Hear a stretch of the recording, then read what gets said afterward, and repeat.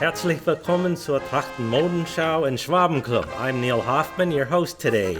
In the spirit of Oktoberfest, I would like to welcome our viewers to a visual Oktoberfest fashion show featuring traditional dirndls, lederhosen, jackets, etc., as well as their fashion-inspired counterparts. Enjoy. Folk costumes, or Tracht, originated in rural areas and not only in Bavaria or Austria, but also throughout all German-speaking regions of Europe, including Böhmen, Hessen, Schwaben, as well as ethnic settlements in the rest of the former Habsburg Empire, which includes present-day Romania, Hungary, Czech Republic, and Serbia. In Kitchener-Waterloo, these Trachten can be seen at traditional events at the local German clubs. Since we are in the Schwaben Club, let's focus on some of the Donauschwaben Tracht from yesteryear. The Donauschwaben came originally from Germany and were encouraged by the Habsburg ruler Empress Maria Theresia to settle in the lands in the Balkan region, helping to make the land arable as well as for political purposes, specifically cementing German presence in this part of the Habsburg Empire. Most of this migration took place in the 17th and 18th centuries. As small villages of settlers formed, the cultural activities centered generally around the Catholic religion, although there were some Lutheran enclaves, with many festivals featuring music and dance. Donauschwaben Tracht developed over the centuries, generally emulating some of the local native cultures such as Romania and Hungary, where many of the same fashion cues such as embroidery, etc. were similar. Also, not as homogeneous, for example, as the Siebenbürgen Tracht found in Transylvanian region of Romania, Donauschwaben Tracht did display some similarity from village to village. Tracht was mostly worn on special occasions such as weddings, funerals, or cultural events, and it's actually more commonly known as Festtagstracht, so your special Sunday best. Everyday attire was more practical in nature, as would be the case in any rural culture. Men's Tracht was more homogeneous, featuring generally a black button-up vest, black trousers, and often black riding-style leather boots. Of course, a black hat rounded off the look, often adorned with flowers, especially during the religious festivals such as Kervai. Now that you know a little bit of background, let's bring out some of the models in the original Donauschwaben Tracht. First out is Alyssa Hilt, our current Miss Schwaben in Donauschwaben Tracht. Very characteristic of a lot of the Tracht in that area at that time, in the early 20th century.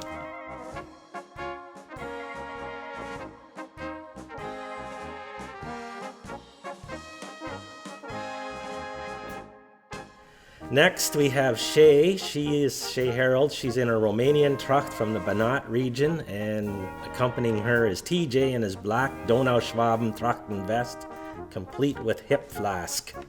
Shay is wearing Tracht from Timișoara, Romania, the largest town closest to her great-grandmother, who emigrated to Canada, and who is from the village of Vizej in the Banat region. The li, or the shirt as it's called in Romanian, is typically gathered in the collar and has arm embroidery. Each blouse tells a story about the region through the symbols and colors used. The fota is the ornamented wraparound skirt worn at the waist that covers the underskirt. Again, depending on the area you lived, the decoration or embroidery would be different.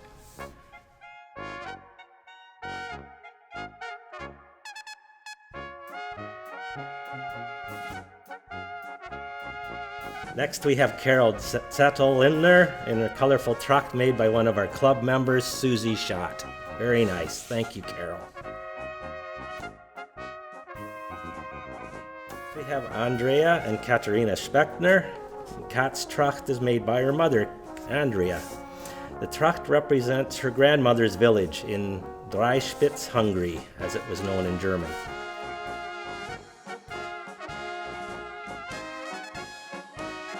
Next, we have Kathy Thompson wearing her own tracht, which comes from Stanišić, Yugoslavia. As was the tradition in this part, there was no apron worn with this outfit. Next, we have a nice little duo of girls, Hannah and Naomi Bowman. They're wearing tracht made by Mrs. Schilling or worn by Mrs. Schilling.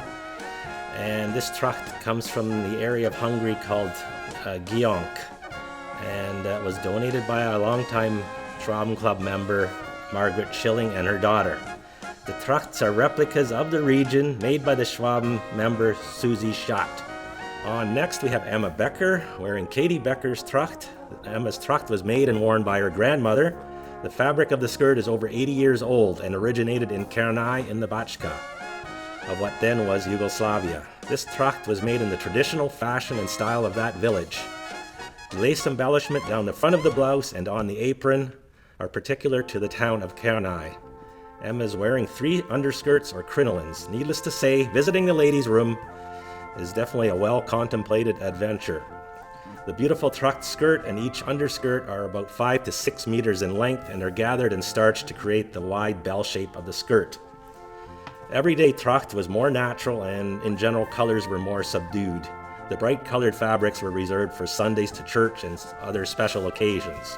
Next we have Natasha Speckner wearing an original tracht from the 1920s, originating from Schöndorf in Romania, and it was donated by Mrs. Bermel, who immigrated to Kitchener in 1930.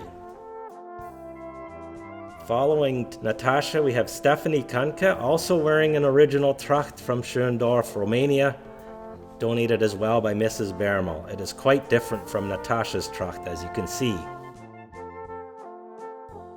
And finally, we have Elizabeth Hill wearing her mother's handed-down Liebling tracht. The original skirts and vest were brought over by her great-aunt when the family immigrated to Canada in 1955. The shawl was from her great-great-oma. The apron was her oma's, and the blouse is the only replicated item in the ensemble. The Lieblinger tracht is distinct in that it is one of the only Donauschwaben trachten that does not have a white or black apron. The apron's color is called Liebling Blau or Liebling Blue, hence the name of the tracht. There are usually 3 starched underskirts, skirts pleated. The blouse's sleeves are puffed and starched. Liebling is a village in the Banat region that was part of the former Austro-Hungarian Empire. With the breakup of the Habsburg Empire after the end of the First World War, it has been and still is part of Romania. Liebling was founded in 1786 and was a Lutheran settlement.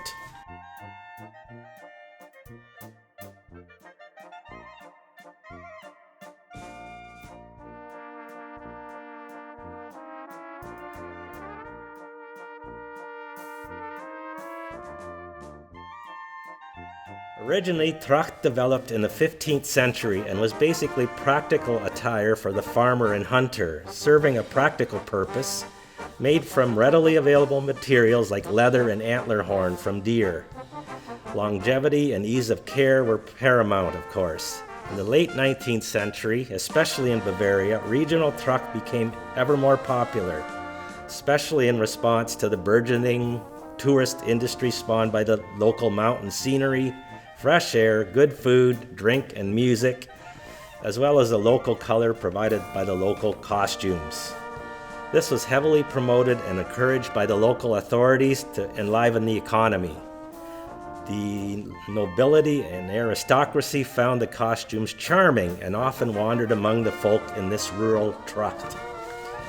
Celebrating the silver anniversary of King Ludwig I of Bavaria and Queen Theresia, a parade of traditional costumes, or Trachten, was presented at the 1835 Oktoberfest in Munich. This went a long way to legitimize Tracht, with this apparel being considered of great importance for national sentiment in Bavaria. By 1859, local associations were founded to preserve and document these local Trachten styles and traditions, including dance such as Schupplatteln and music. Festivals, both large and small, provided perfect venues to show off one's tracht. The granddaddy of these festivals is, of course, Oktoberfest, with the original being celebrated in Munich for over 200 years. Our local Oktoberfest in Kitchener-Waterloo also has a formidable reputation, having just celebrated 50 years of fun and frivolity. Tracht has not always been a thing at Oktoberfest, however, neither here nor in Munich for that matter. Historically, up to the end of World War II, Tracht was a big part of Oktoberfest, with regional costumes shown off at the big event. Following the war, Oktoberfest was generally attended in more civilian clothing, like suits and ties and dresses for the ladies, not Tracht. In that post-war period, Tracht was considered old-fashioned, and not until the 80s and 90s was there a resurgence in wearing of Tracht by younger people.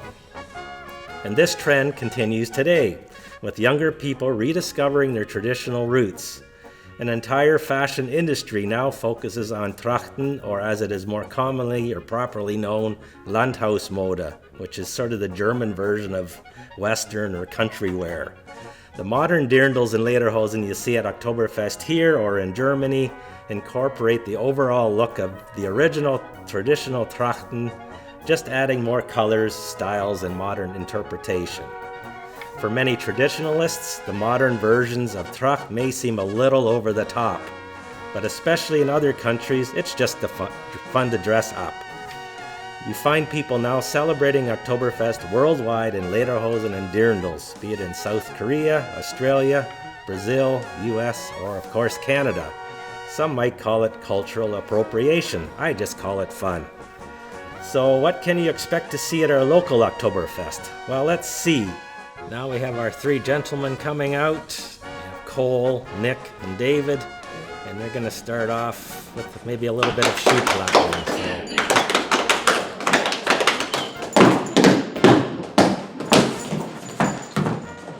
No one's had anything to drink yet before this performance, even though it may look that way, but hey, it's all good. And the finale. So we're going to take a look at the individuals' outfits. Cole's in a black lederhosen, sort of your traditional look. And here comes David, showing off his Bavarian trophy case called the Charivari, wearing a nice Bavarian loden wool vest, typical socks and hat. And we have him also wearing that traditional cotton striped, what we call in Bavarian, Fort, or shirt, sort of a pullover style. Very commonly worn, especially in Munich, and starting to become a little more popular here as well. Thank you, David. And next we have Nick. He's in more of a contemporary outfit, gray lambskin lederhosen, no suspenders to be seen. That's sort of the style for the youngsters nowadays. Nice sort of wild checkered shirt emblazoned with a deer head on the back. Thank you very much. Next, we have a more traditional couple, Zeppi and Monica Hurdle. Monica's wearing the traditional dark green and black Steiermark dirndl. Those colors are very typical of this region. And Zeppi's in more of a Bavarian look with the linen jacket, vest, short lederhose, the Sechsender Hut, which is a specialty hat made out of Angora rabbit's hair. Of course, it has the Gamsbart on the back. Also sort of a male pride thing, showing off your hunting skills and so on. So thank you very much. Beautiful couple, and they're looking very ready for maybe do a waltz at any time. Next we have Karen Kanke in a dress made by local seamstress Regina Grumet, who she now lives in Niagara Falls. And Regina is actually the stepmother of Henning Grumet, who was one of our past presidents. Looking very nice, Karen. Thank you. We have another Karen. She's wearing a 1970s look from the Vienna area. Harkens back to the early 20th century in the Austro-Hungarian Empire, with nice lace apron, lace blouse, and some belt work. Thank you. Next we have TJ coming out in your typical Miesbacher Trachten vest, nice Trachten shirt and black lederhose, and donning the nice black wide-brimmed Schwaben hat. He looks thirsty, so we'll let him get to his final destination.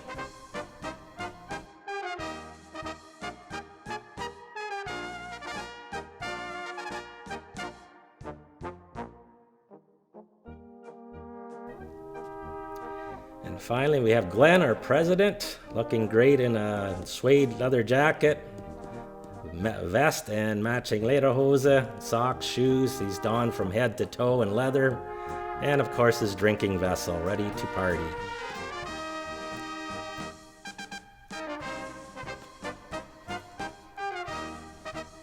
Now we're bringing out the little ones and their mothers in some cases.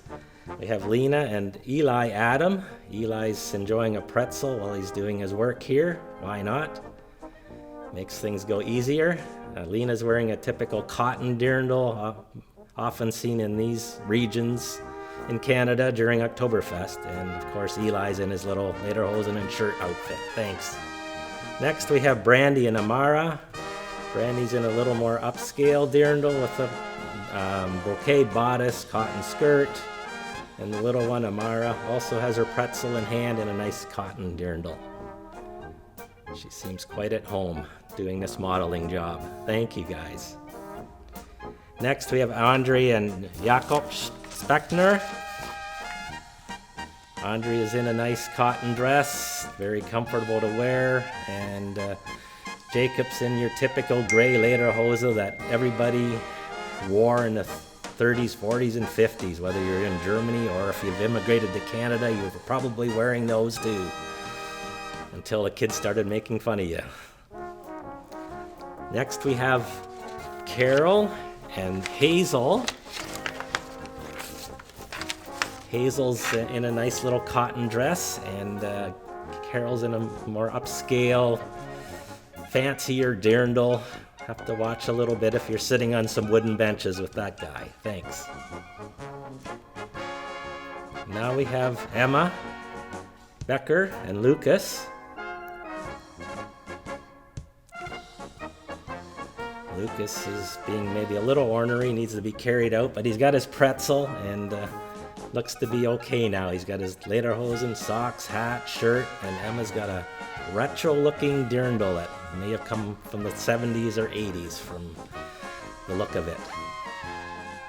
Next we have Natasha Speckner in a beautiful light blue brocade and lace dirndl, complete with the white socks and a off-the-shoulder blouse. Always makes it look nice and fun.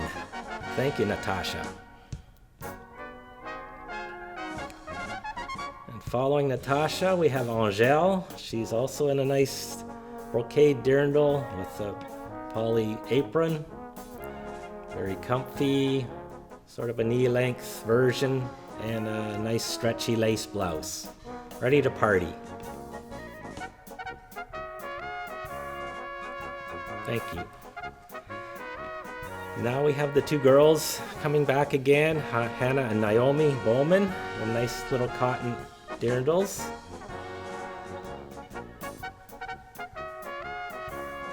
Looks like they have done this job before, doing a great job. Thank you, guys.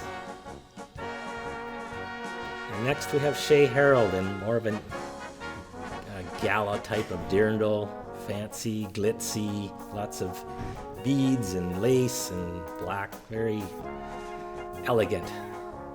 And pockets, every girl's dream. You can't have too many pockets.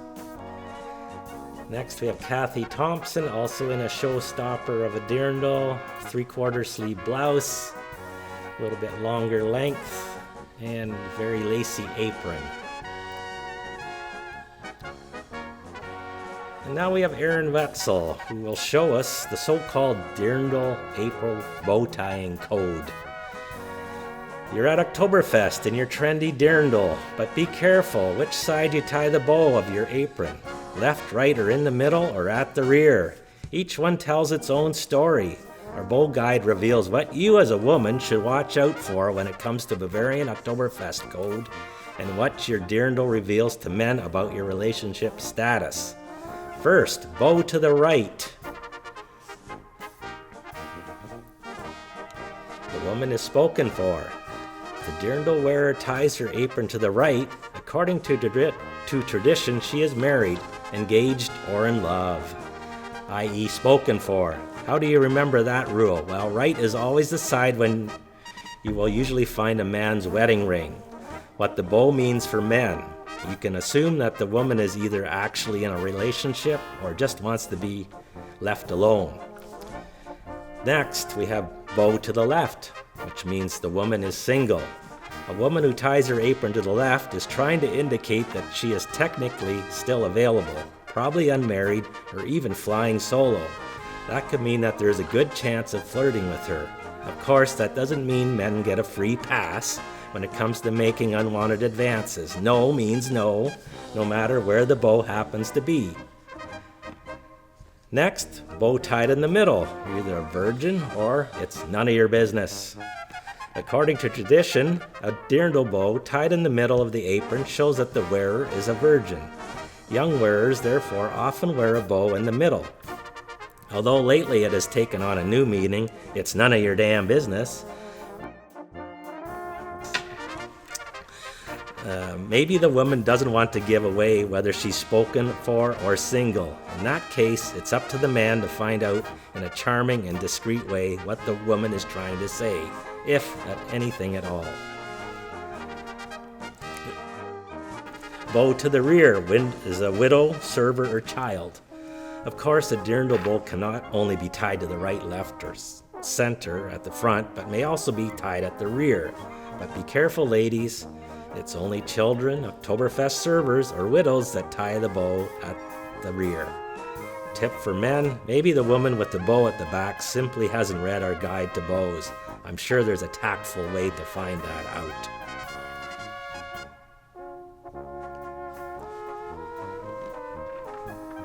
And next we have Tina McQuabi in a full-length, more of a winter dirndl with a velvet bodice, cotton skirt. Very beautiful. Thank you. Following is Erika Hanke in more of a traditional Oktoberfest party dirndl. Let's look at home at any fest hall or in the Wiesn in Munich, no problem. Thank you. Next we have Stephanie Kanke in a fancier dirndl. It's cotton but has a lace apron just slightly above the knee, and then she has a very pretty blouse, more of a conservative look for the younger lady. Next we have Monica Hödel in a beautiful showstopper, silver brocade, matching lace apron.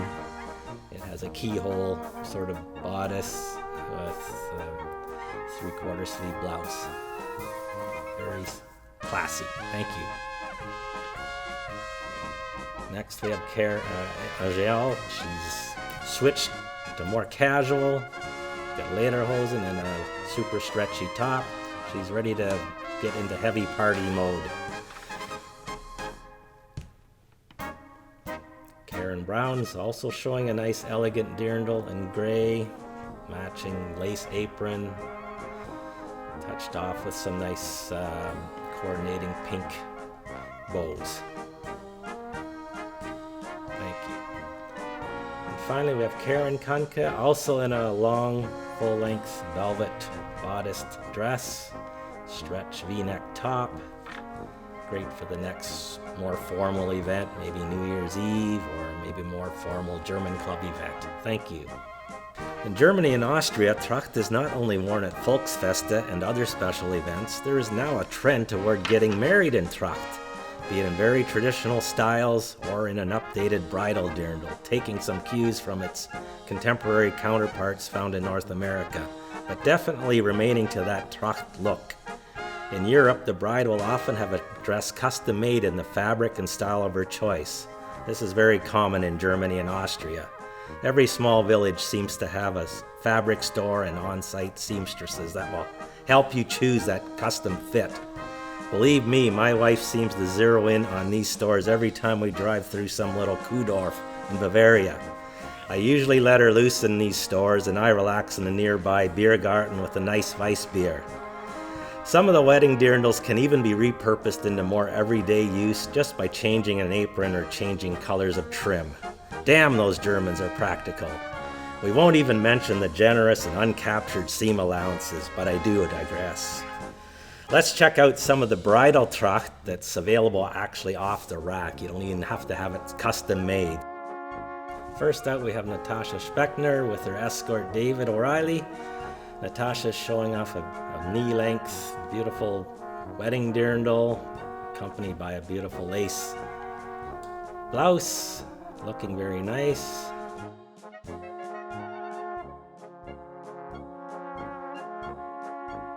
Next we have Alex and Cole. Alex is in a beautiful, more contemporary look with a sleeveless wedding dirndl, no blouse at all. It's one piece. Great for the summer wedding. And last but not least, we have Alyssa Hilt and TJ. Alyssa's wearing a beautiful dirndl, a little bit longer in length with the blouse. And believe it or not, these wedding dirndls are really a fraction of the price of what you would find at a normal traditional wedding shop here. So not only do you have a nice, more traditional look, but you save some money. It's all good. And that brings us to the end of the fashion show. Let's take a look at all those dirndls and lederhosen one more time.